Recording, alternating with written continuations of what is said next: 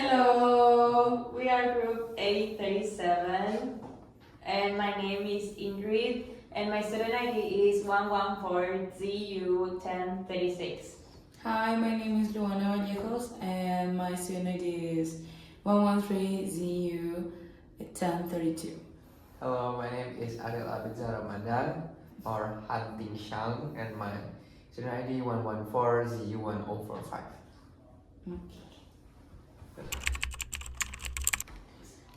Good evening and welcome to Global Economic News. I'm RB. Today we're looking at a major global economic issue.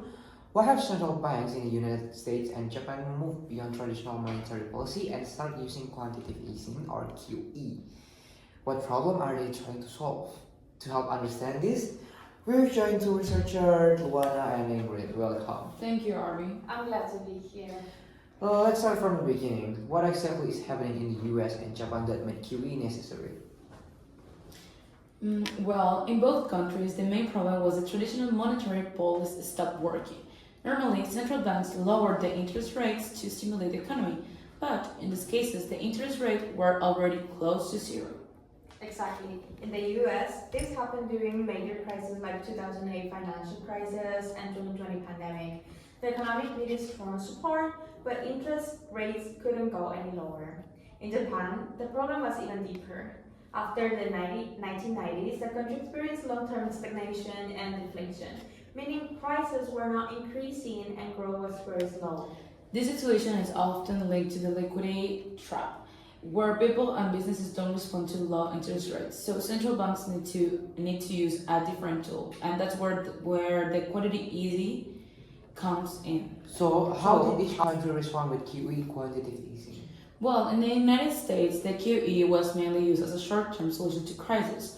After 2008, the Fed launched a QE1 to stabilize the financial system. Then QE2 and QE3 supported growth and employment. And then QE4 in 2020 helped to prevent a collapse during the pandemic. Japan, on the other hand, used QE as a long-term strategy. It started in 2001 to fight inflation, expanded it in 2010, and then introduced quantitative easing in 2013. A much more aggressive policy to try to reach a 2% inflation target. So the US focused on crisis recovery, while Japan focused on long-term economic problems. So you guys mentioned the liquidity trap. Why does this situation make QE necessary? So you mentioned the liquidity trap. Why does this situation make QE necessary? So in liquidity trap, lowering interest doesn't increase borrowing or spending. People prefer to hold money instead of investing it. That's why conventional policy fails. So instead, central banks use QE, which means buying financial assets like bonds. This directly increases money in the economy and encourages lending and investment. And finally, how does QE actually help the economy grow? QE increases liquidity, lowers long-term interest rates, and makes borrowing cheaper. This encourages investment and consumption, and also rises asset prices, creating a wealth effect, so people spend more. In the AD and AS model, this shifts the aggregate demand to the right because spending increases. So over time, it can also increase supply, and as firms invest in more and expand production. That's right, the result is higher economic growth, or real GDP, and higher inflation. In the US, this helped recovery after crisis. And in Japan, the goal was to finally reach stable inflation after many years of deflation. Thank you, Luana and Ingrid, for breaking that down so clearly. Today, we've seen how economic challenges like crisis and deflation push central banks to go beyond traditional tools and other quantitative easing to support growth and inflation. That's all for today on Global Economic News. I'm RB and see you next time. Welcome back to Econ Talks, where we break down complex economics ideas in simple way. I'm Ingrid, your host, and today we're talking about something huge, the AI boom in Taiwan and how it's transforming the economy. Joining me today, we have two experts, Luana, our macroeconomics specialist, and RB, who focuses on global markets and finances. Welcome both of you. Thank you, Ingrid. Excited to be here. Same here. This is really interesting case. Okay, let's start simple. Taiwan economy grew a lot because of AI. Luana, what exactly changed in their GDP? Well, great question. The AI boom mainly increased these three parts of GDP: investment, exports, and consumption. The biggest change was investment. Companies like TSMC and big foreign firms like Nvidia, Google, and Amazon invest billions into factories, data centers, and new technology. This boosts the production and also the economy activity. And also don't forget exports. Taiwan became a key supplier of AI chips, especially to the US, so export increased a lot. Also, because the stock market went up, people felt richer. That's wealthy effect. So they spend more, increasing consumption. So basically, more investment, more exports, and more spending, all pushing growth. Okay, so now let's connect this to this theory. RB, how does this look in the ADS model? In simple terms, the AI boom shift both aggregate demand and short-run aggregate supply (SRAS) to the right. AD increased because of higher investment, export, and consumption, so demanding the economic rise. At the same time, SRAS also increases because companies are building new factories and using better technology. That means the economy can produce more efficiently. So the result is real GDP increased a lot, prices increased slightly, or moderate inflation. Oh, so growth is strong, but inflation is still under control because supply is also increasing. Got it. So let's talk about foreign investment. Luana, what is the difference between FDI and FPI? Okay, FDI or foreigner direct investment is when companies invest in real things, like factories or offices. In this case, Nvidia building headquarters or Amazon expanding data centers are examples of FDI. FPI or foreign portfolio investment is different. It's when investors buy financial assets like stocks. So when global investors put money into Taiwan stock market, that's FPI. Oh, and how does this all affect Taiwan's currency? This investment increased demand for the Taiwan dollar because investor needs to invest. So the result is the Taiwan dollar appreciates, meaning it becomes stronger. Oh, okay, so last question. How does a booming stock market actually help the real economy? It works through something called the wealth effect. When stocks prices go up and people feel richer and even if their income didn't change at all. And this connects to the marginal propensity to consume or MPC. When people feel wealthier, they spend more. The extra spending increases demand, which pushes business to produce more, invest more, and hire more workers. So in the end, financial growth turns into real economic growth. Oh, okay, that was super clear. Thanks, both of you. Today, we learned how AI boom boosted Taiwan's economy through investment, exports, and consumption, shifted both ADs and supply, attract global capital, and even turn stock market gains into real growth. Thanks for listening to Econ Talk. See you next time. Okay, welcome back to the Daily Ledger. I'm Luana and I will fill up your card at any point over the last few weeks. You already know the headline. We are living through early 2026 and the outbreak of the US-Iran war has completely opened up the global economy. The International Energy Agency is calling the largest supply disruption in the history of the oil market. Brent crude is hovering near 120 as a barrel, and US gas is sitting at a painful average of 4.05 a gallon. That's a lot. To break down exactly how we got here and why this feels so different from the past crisis, I'm joining our resident macro guru, RV. Glad to be here, Luana. With the circumstance, we're a bit more optimistic, but economically speaking, we are looking at technical, historical, even unfolding in real time. And we also have Ingrid with us. Hey everyone! Yeah, I am just here to figure it out why my wallet is crying and why my usual tech supply chains are suddenly freezing up again. I have a lot of questions for RB today. Perfect, because we need answers. RV, let's start with your perspective. It feels like we just got over the inflation shocks from the pandemic and the 2022 Russian-Ukraine war. Why is this conflict hitting global gas prices so much faster and harder than the Russia-Ukraine war did? It comes down to a structural difference between what I call a squeeze on the margins versus a chokehold. Back in 2022, the Russia-Ukraine war severely disrupted European natural gas and global grain.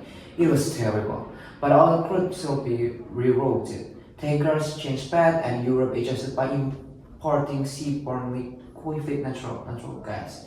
It was a crisis of relocation. 2026 is a completely different beast. The USA-Iran conflict started getting a literal physical bottleneck, the Strait of Hormuz. Wait, Arby, for those who aren't Jerry buff, why is that one tidal strait such a big deal?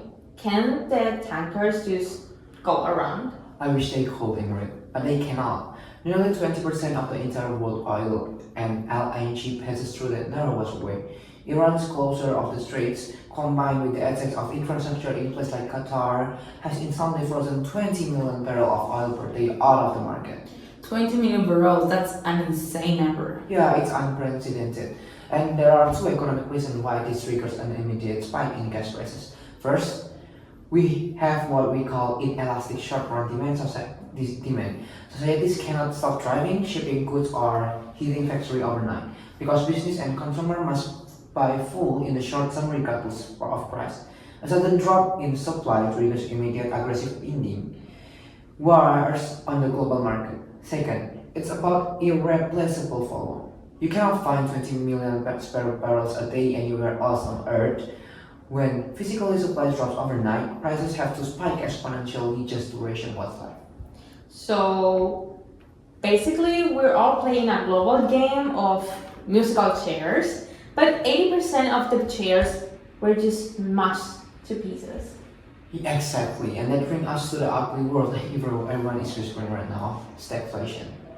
Yes, let's talk about that. The news keeps saying we've been entering a period of stagflation. Arby, break it down for us. What is it, and what are the two topics, macroeconomic evils, hitting us at the same time? Standard economic downturns are usually driven by a drop in demand.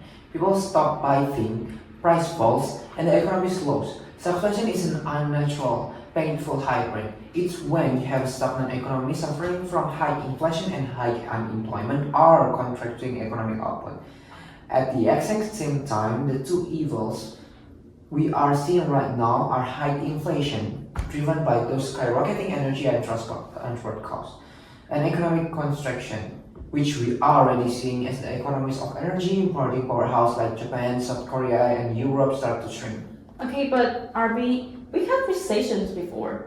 So, for example, why is stagflation considered the ultimate nightmare scenario for policy markers?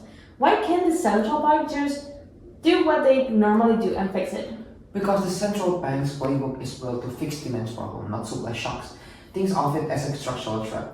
In a normal recession, the Federal Reserve or the European Central Bank just cuts interest rates. It makes borrowing cheap, stimulates spending, and because demand was low anyway, it doesn't cause inflation. Easy, right? But in stagflationary supply shock, production costs are the problem. If the central bank cuts interest rates to fight the recession, they pump more money into the system, which send already high inflation into a hyperinflationary spiral. Oh, so if they try to save our jobs, they disturb the value of our money. Precisely. And if they do the opposites, if they raise interest rates aggressively to kill inflation, they make borrowing incredibly expensive, which crushes struggling business and trigger massive layoff, plunging us into the depression. Precisely, and it's a lose-lose situation. Economists often use the aggregate demand and aggregate supply model, the ADAS model, to map this out. If you were out looking at this on the graph, RV, how does this work look visually? Picture your classic X-shaped graph. You have aggregate demand sloping downward and short-run aggregate supply or SRIS sloping upward. When this were hit, it acts like a massive negative supply shock. It forced the entire SRIS curve to shift sharply to the left. And let me guess, where the new lines cross is a bad place to be? The worst, the equilibrium shift from our stable pre-war point to a new point. On the vertical axis, the price level moved way up. On the horizontal axis, real GDP moved way left. It literally charged our higher prices and lower economic output at the same time. Which brings us directly to the policy dilemma, often explained through the Phillips curve framework. Under a normal circumstances, the Phillips curve shows a clear trade-off. If you want lower inflation, you accept a little more unemployment, and vice versa. But what has this 2026 oil shock done to that framework? Yeah, as you can see, it broke the baseline framework. The energy crisis shifted the entire short-run Phillips curve all the way to the right. This means that at every single level of unemployment, the baseline inflation rate is now significantly higher. The central bank cannot use standard monetary policy to bring us back to our original comfortable levels of low inflation and low unemployment still simultaneously. Interest rate adjustment can only slide the economy along the new broken curve. So, what are the actual choices of the table for the government right now? What's the trade-off? They have to choose which economic poison to swallow. In green, option A is to fight the recession by lowering rates, which means they accept hyperinflation to protect citizenship. And our option B is to fight inflation by raising rates, which means they deliberately trigger a severe domestic recession and accept widespread layoff just to break the back of rising prices. The government has to accept that price stability and full employment are no longer simultaneously achievable. Well, a sudden reality check as we navigate this turbulent year, RB. Thank you for guiding us through the mechanics of the supply shock. And Ingrid, thank you for keeping us grounded. Anytime. I'm going to look at my budget and figure out how to bike to work. Okay, and highly recommend it actually. To your listeners, we will keep tracking the data as it comes in. Hit subscribe, let us some review, and we will see you tomorrow on the Daily Ledger. Bye bye.